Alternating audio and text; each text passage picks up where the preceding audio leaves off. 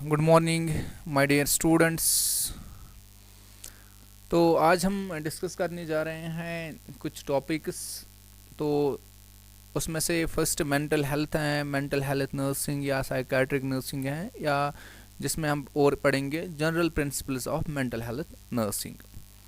तो अगर मैं पहले मेंटल हेल्थ की बात करूंगा कि मेंटल हेल्थ होता क्या है, पहले डेफिनेशन, हम नॉर्मल हेल्थ की बात करेंगे। नॉर्मल हेल्थ क्या होता है? नॉर्मल हेल्थ अगर हम डेफिनेशन करेंगे बात WHO की, तो it is the state of physical, mental, spiritual well being of an individual without the mere absence of the disease को, that is the normally health की डेफिनेशन। अगर हम अब मेंटल हेल्थ पे आएंगे, मेंटल हेल्थ क्या होता है कि जो एक स्टेट होती हैं जिसमें एक जो वेल बीइंग होता है, जो इंडिविजुअल होता है, उसको एबिलिटी होती है to cope up with the stressors, या कूप अप विद द जितने भी इसके लाइफ में स्ट्रेसेस आ जाए उनसे वो ताकत हो कि उनसे लड़ने की, कि ऑलवेज जब भी इंसान को कोई सिचुएशन आती है तो वो उसके खिलाफ लड़ता है, वो उसके खिलाफ एडजस्टमेंट करता है। को जिस इंसान में ये कैपेबिलिटी हो, उसमें वो कूपिंग स्किल्स हो, कूपिंग मैकेनिज्म्स हो किसी भी सिचुएशन को लड़ने की, तब हम बोलते हैं कि जो ये पर्सन है it is mentally fit, it is mentally healthy. तो दूसरी बात, जो ये इंसान होता है जो मेंटली हेल्दी होता है, तो ये कुछ ना कुछ कंट्रीब्यूट करता है society. For example, he makes a relationship in the society, he have a good relationship with the people in the society. या दूसरी चीज़, जो भी ये मेंटली हेल्दी पर्सन होता है, he have a ability to make the decisions. इसकी ability होते हैं कि डिसीजंस बनाना, कि कहाँ पे क्या डिसीजन लेना है, कौन सा डिसीजन ठीक है। तो हमेशा ये इंसान ये हमेशा पॉजिटिव अप्रोच ही यूज़ करता है कोई भी सिचुएशन इसके लाइफ में आ जाए। और दूसरी बात, इस मेंटल हेल्थ में क्या है, जो ये मेंटल हेल्थ है ये एक बेसिक ह्यूमन राइट है। एवरी इंडिविजुअल हैव एक इंसान को राइट होता है कि he can live in a society with prosperity and happy. तो ये एक बेसिक राइट होती है एक ह्यूमन की, इंसान की, to be become a mentally healthy. आई बात समझ?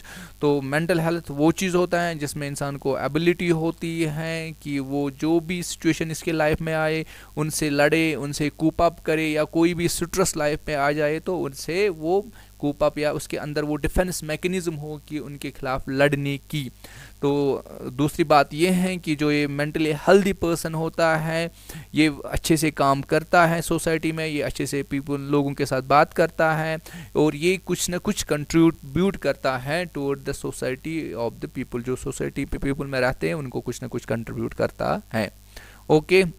और दूसरी बात कि इसकी एबिलिटी होती है कि to take the decisions, to make the decisions and to build the relationship, अपनी रिलेशनशिप बनाना है दूसरे इंसानों के साथ अपनी जो सोसाइटी में जो ये रहता है, क्योंकि जो एक इंसान है, ह्यूमन बीइंग है, it is the social animal. को this is the definition of the mental health. उसके बाद है मेंटल हेल्थ नर्सिंग।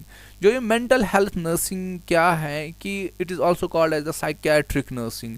इसमें क्या है, एक पोजीशन अपॉइंट होती है, एक इंडिविजुअल जिसको स्पेशलाइजेशन होती है साइकियाट्री में, या जिसको स्पेशलाइजेशन होती है मेंटल हेल्थ में, और जिसकी वजह से ये केयर करता है लोगों को जो सफ़र हुए होते हैं मेंटल इलनेस से, या जो सफ़र हुए होते हैं किसी भी डिस्ट्रेस से, किसी भी सिचुएशन में वो डिस्ट्रेस हुए होते हैं। मेनली जो ये नर्स केयर करती है पेशेंट्स को जो सफ़र हुए होते हैं, मेनली जो डिसऑर्डर्स हैं, neurodevelopmental disorders, schizophrenia, schizoaffective disorders, mood disorders, addiction होती है, या सब्सटेंस अब्यूज एडिक्शन हो, या एंजाइटी डिसऑर्डर्स हो, पर्सनैलिटी डिसऑर्डर्स हो। पर्सनल डिसऑर्डर्स में बहुत सारे पर्सनल डिसऑर्डर्स होते हैं। ईटिंग डिसऑर्डर्स है जिसमें एनोरेक्सिया नर्वस आता है, बुलिमिया नर्वस आता है। सुसाइडल थॉट्स जिसको होंगे, जिसमें मेनली एक साइकेट्रिक इमरजेंसी आती, जो सारी साइकेट्रिक इमरजेंसी उनमें आता है, या सेल्फ हार्म है जिसको हम बोलते हैं सुसाइड। तो these are the mainly disorder जो पर्सन इफेक्टिव हुआ होता है, और ये नर्स इनको केयर करती है और इनको हेल्प करती है कि रिकवर फ्रॉम द सिचुएशन, जो भी सिचुएशन हुई होती है। Clear? This is the mental health and mental health nursing. Okay. तो अनदर जो ये साइकेट्रिक नर्स है, ये क्या होती है कि it is the specialised branch जो कंसर्न हुआ होता है कि prevention and cure of mental disorder.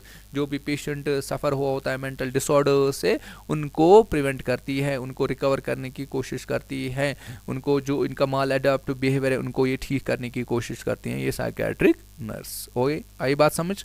Okay उसके बाद है principles of mental health nursing. ये मोस्ट इंपॉर्टेंट क्वेश्चन है, फाइनल एग्जाम में अभी आता है और इसको आपको याद रखना बहुत ज़्यादा ज़रूरी है। तो फर्स्ट प्रिंसिपल अगर हम बात करेंगे, जो ये प्रिंसिपल्स हैं, क्योंकि इस प्रिंसिपल्स के क्या होता है जब हम फॉलो करते हैं ना, एक डिग्निटी मेंटेन रहती है, कि एक इंसान की ग्रोथ होती है, इंट्रिंसिक जो इसका अंदर से फीलिंग होती है, इंट्रिंसिक फीलिंग्स, वो इसको लगता है कि मैंने पेशेंट्स के लिए कुछ किया है।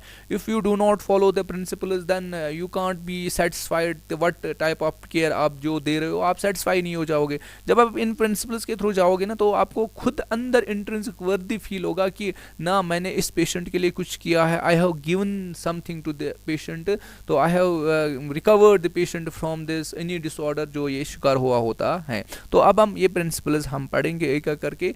तो जब patient, the first principle is that कि patient is accepted exactly as he is या शी इज। फॉर एग्जाम्पल, आपके वार्ड में कोई पेशेंट आया तो आपको उसको एक्सेप्ट करना है। आपको ये नहीं देखना है कि ये किस कास्ट का है, किस कलर का है, किस रिलीजन का है, किस क्रीड का है, आपको वो नहीं देखना है। जैसे पेशेंट आया, you have to accept it. आपको उसके साथ बात करना, कम्युनिकेट स्टार्ट करनी है। आपको उसके साथ जो कम्युनिकेशन है that should be very humbly and the patient, आपको जो पेशेंट के साथ बात करते हो, you should be always non judgemental. आपने पेशेंट को जज नहीं करना है, क्यों है ये, वाई दिस इज, आप यहाँ क्यों, नो। जैसे पेशेंट है, you have to accept it, you have to give the care to the patient. आपको पेशेंट को केयर देना ही देना है।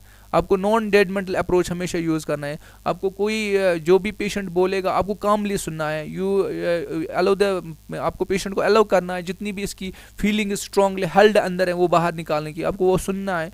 आप ये नहीं बोलोगे कि नहीं यार इसको यहाँ पे प्रॉब्लम है, ये पागल है, ये कुछ करेगा नहीं। आपको पेशेंट को एक्सेप्ट करना है, जैसे कंडीशन में आए, जिस कंडीशन में आए वो आए, तो आपको उसको एक्सेप्ट करना है। You use a positive approach towards the patient. Okay, this was the first principle. उसके बाद next principle is the use self understanding as a therapeutic tool. ये सेल्फ अंडरस्टैंडिंग जो ये साइकेट्रिक नर्स होती हैं, ये हमेशा शुड बी रियलिस्टिक, ये हमेशा रियलिटी पे बिलीव करनी चाहिए।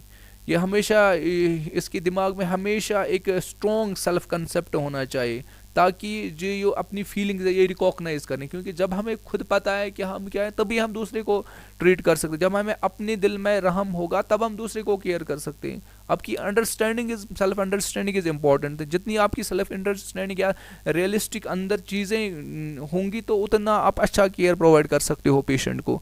तो दैट इज़ वाई आपकी सेल्फ अंडरस्टैंडिंग एक इम्पॉर्टेंट रोल प्ले करते हैं, किसमें, एक यूज़ ऑफ द एक थेरेप्यूटिक रिलेशनशिप में भी और एक थेरेप्यूटिक ट्रीटमेंट में भी। तो इसलिए जितने भी ये आपकी एबिलिटी होती हैं, ये सेल्फ अंडरस्टैंडिंग एक ऐसी एबिलिटी होती हैं कि जो आपकी स्ट्रेंथनेस होती हैं या कोई भी लिमिटेशंस होती हैं, तो वो आप एक पेशेंट को देख सकते हो कि इसमें क्या वीकनेसेस हैं, इसमें क्या स्ट्रेंथनेस हैं। तो वो ये चीज़, ये सेल्फ अंडरस्टैंडिंग आपको हेल्प करती हैं to get the awareness of the feelings of the patient and जो पेशेंट क्या कौन सी नीड है वो फुलफिल करनी है। Okay, this is the another principle. उसके बाद next principle is consistency is used to contribute to the patient security. इसका मतलब क्या होता है कि you have to use the consistent behaviour towards the patient. आपको बिहेवियर चेंज नहीं करना है। आपका एक टाइम पे एक बिहेवियर होगा, नेक्स्ट टाइम पे दूसरा बिहेवियर होगा। जब आपका बिहेवियर एक कंसिस्टेंट रहेगा, तो तभी आपका जो ये पेशेंट है, he will feel emotionally security. तो जब आपका पेशेंट एक घंटे में एक होगा, दूसरे घंटे में दूसरा होगा, एक दिन वो एक होगा, दूसरे दिन दूसरा होगा, नो, तो उस वजह से जो पेशेंट की जो इमोशनल सिक्योरिटी है वो लॉस हो जाएगी।